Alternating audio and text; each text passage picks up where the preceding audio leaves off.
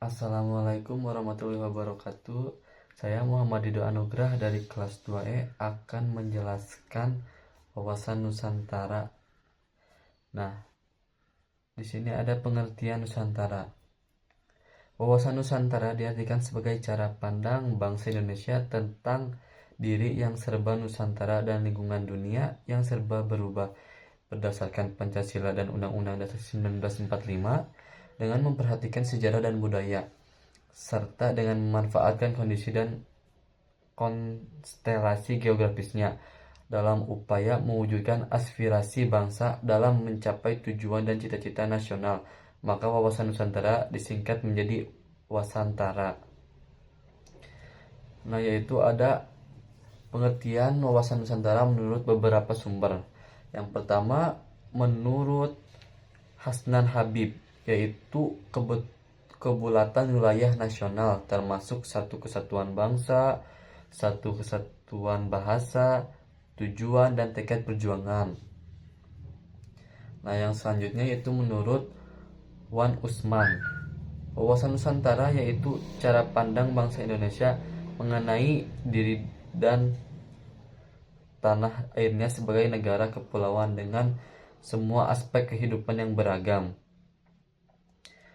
Nah, yang terakhir yaitu menurut Ridwan dan Wahid 2017, wawasan Nusantara merupakan cara pandang Indonesia tentang bangsa, wilayah nasional, dan dinamika internasional agar tetap terwujud persatuan dan kesatuan air serta cinta tanah air Indonesia. Nah, yang selanjutnya yaitu ada kedudukan wawasan Nusantara. Wawasan Nusantara dalam paradigma nasional dapat dilihat hierarki paradigma nasional sebagai berikut. Yang pertama yaitu Pancasila sebagai landasan ideal. Yang kedua, Undang-Undang 1945 sebagai landasan konstitusional. Yang ketiga, wawasan Nusantara sebagai landasan visional. Nah, yang terakhir yaitu ketahanan nasional sebagai landasan konsepsional.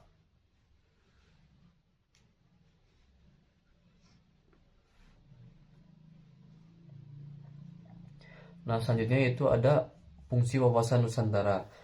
Wawasan Nusantara berfungsi sebagai pedoman, motivasi, dorongan, serta rambu-rambu dalam menentukan segala kebijaksanaan, keputusan, tindakan, dan perbuatan bagi penyelenggara negara di tingkat pusat dan daerah maupun bagi seluruh rakyat Indonesia dalam kehidupan bermasyarakat, berbangsa, dan bernegara. Di sini ada tujuan wawasan Nusantara. Wawasan Nusantara bertujuan mewujudkan nasionalisme yang tinggi di segala aspek kehidupan rakyat Indonesia, yang lebih mengutamakan kepentingan nasional daripada kepentingan individu, kelompok, golongan, suku, bangsa, atau daerah. Hal tersebut bukan berarti menghilangkan kepentingan individu, kelompok, suku, bangsa, atau daerah. Di sini ada beberapa manfaat wawasan Nusantara. Yang pertama yaitu dalam kehidupan politik, menciptakan iklim penyelenggaraan negara yang sahadat dinamis. Yang kedua yaitu dalam kehidupan ekonomi, menciptakan tatanan ekonomi yang benar menjamin pemenuhan dan peningkatan kesejahteraan rakyat secara adil dan merata. Yang ketiga, dalam kehidupan sosial budaya, menciptakan sikap batiniah dan lahiriah yang menghormati segala bentuk perbedaan.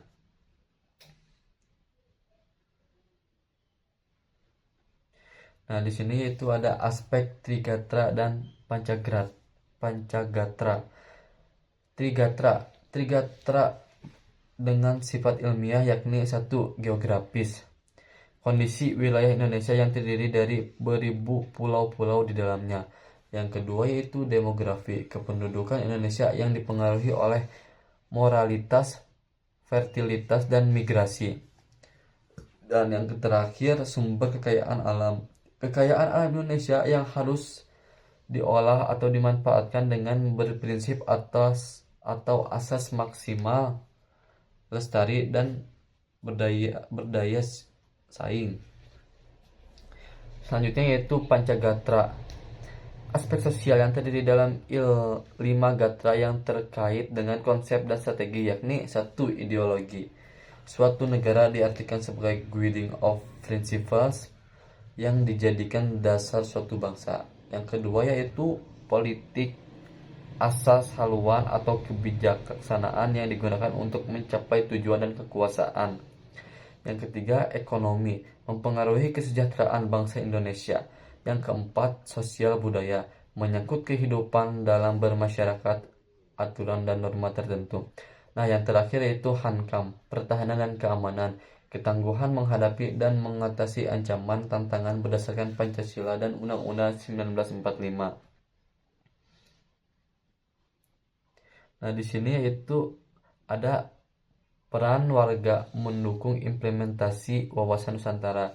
Yang pertama yaitu dalam kehidupan politik, menciptakan iklim penyelenggaraan negara yang sehat dan dinamis. Hal tersebut nampak dalam wujud permintaan yang kuat, aspiratif dan terpercaya yang dibangun sebagai penjelmaan kedaulatan rakyat. Nah, yang kedua yaitu kehidupan ekonomi, menciptakan tatanan ekonomi yang benar-benar menjamin pemenuhan dan peningkatan kesejahteraan rakyat secara merata dan adil, mencerminkan tanggung jawab pengelolaan sumber daya alam yang memperhatikan kebutuhan masyarakat antar daerah secara timbal balik serta kelestarian sumber daya alam itu sendiri. Cukup segitu saja materi yang bisa saya paparkan. Mohon maaf bila ada kekurangan. Billahi taufiq wa hidayah. Wassalamualaikum warahmatullahi wabarakatuh.